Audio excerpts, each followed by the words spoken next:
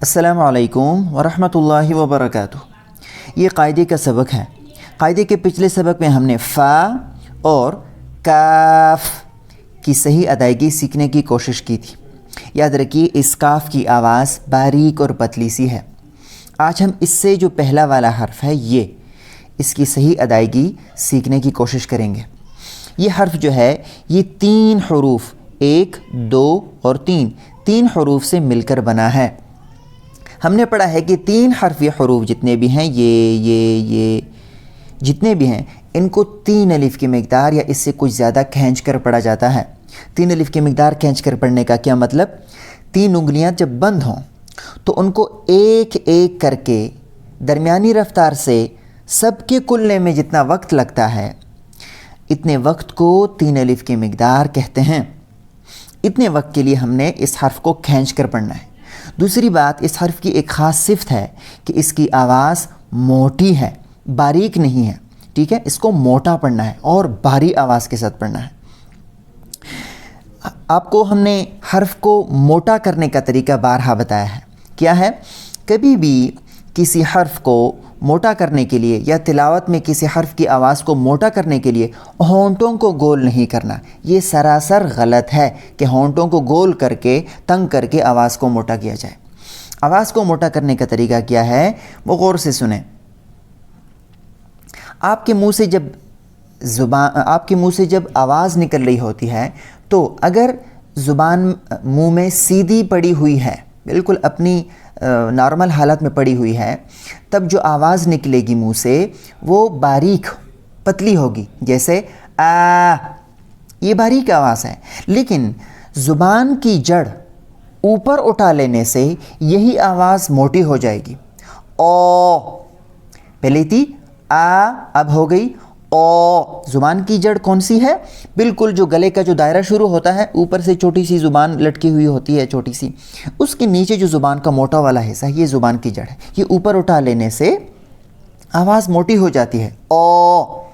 اب آئیے اس حرف کو سنیے، قاف، قاف، قاف۔ اس حرف کے آخر میں فا کی آواز ہے، اس حرف کی آواز، یہ ضرور ادا کیجیے گا۔ اچھا، اس حرف کا مخرج کیا ہے؟ یہ منہ میں کہاں سے ادا ہوتا ہے وہ غور سے سنیے۔ زبان کی جڑ اوپر اٹھا کر نرم تالو کے ساتھ لگانے سے یہ حرف ادا ہوتا ہے۔ زبان کی جڑ اوپر نرم تالو کے ساتھ لگانے سے یہ حرف ادا ہوتا ہے۔ ق، یہ والی آواز شروع میں نکلے گی، ق، ق۔ یہ اس کی آواز کیا ہے؟ اس کی کا، یہ باریک ہے، کاف، کاف۔ یہ کیا ہے؟ ق۔ لیکن اس کے بعد جو اوف کی آواز ہے باقاعدہ پوری لمبی، وہ موٹی ہونی چاہیے۔ اس کے لیے زبان کی جڑ اوپر اٹھی رہنی چاہیے۔ اوف، ق اور اوف، کیسے؟ قاف، قاف، قاف۔ پچھلے حروف دہراتے ہیں۔ الف، مختصر سا، یہ باریک آواز کے ساتھ، با، یہ بھی باریک، تا، یہ باریک نرم آواز کے ساتھ، سیٹی نہیں ہونی چاہیے اس میں سین کی طرح۔ ثا، ثا، یہ بھاری آواز کے ساتھ لیکن باریک۔ جیم، باریک کا کیا مطلب؟ کیوں نہیں پڑھنا کہ جیم، اس طرح نہیں پڑھنا، یہ نرم اور صاف آواز کے ساتھ۔ ہا، یہ معمولی سے خراٹی کی آواز اور موٹا۔ خو، یہ باریک۔ دال، یہ نرم آواز کے ساتھ، باریک بھی۔ ذال، ذال، یہ موٹے آواز کے ساتھ اور زبان کی کپ کپی سے جو آواز پیدا ہوتی ہے نا، یہ اس کے ساتھ۔ را، لیکن یہ را اس طرح نہیں، زیادہ نہیں ہونی چاہیے زبان کی کپ کپی والی آواز، بلکہ را مختصر سی، یہ سیٹی کے ساتھ۔ زا، یہ سیٹی کے ساتھ۔ سین، یہ ش اس آواز کے ساتھ۔ شین، یہ موٹے اور سیٹی والی آواز کے ساتھ۔ صاد،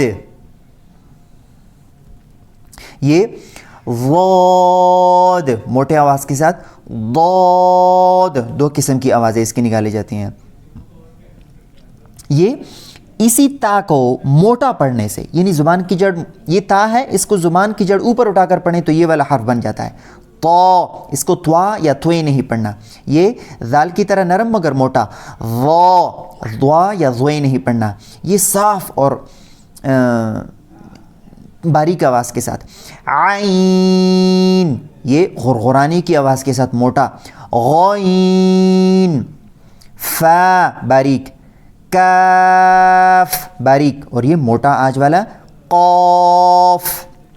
آپ ان تمام حروف کی خوب مشق کیجئے. جزاک اللہ خیرہ.